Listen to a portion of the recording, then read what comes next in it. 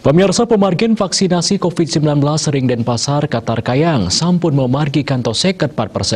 Punika talar majang tenaga kesehatan miwah pelayanan publik sane sampun ngelangkungan target.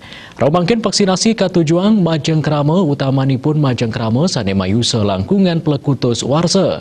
Sal sampun kasiagayang antuk petangda sevaskes sane wedar Ring Denpasar. Jubir Satgas Percepatan Penanganan COVID-19 Denpasar, Dewa Gede Rai Mausang, dawak tanggal kali Juni, Pemkot Denpasar sampun ngeceang ayahan vaksinasi COVID majang krama. Krama Denpasar sane sampun negepin prasyarat antuk molihang vaksin COVID-19 sidarauh langsung ke puskesmas utawi fasilitas pelayanan kesehatan lianan sane ngayahin vaksin COVID-19. Vaksinasi majang krama.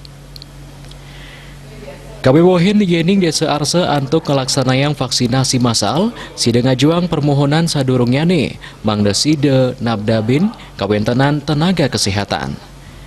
Dewa Rai Mausang target vaksinasi majang krama Denpasar, kaabdiang sida puput ring warsane mangkin. Yadiastun pemerintah pusat ngicen galah wantah kantos warsa kalih tali kalih dase, sane jagirau. Asmara Putra, Pelipos, Mundingayang.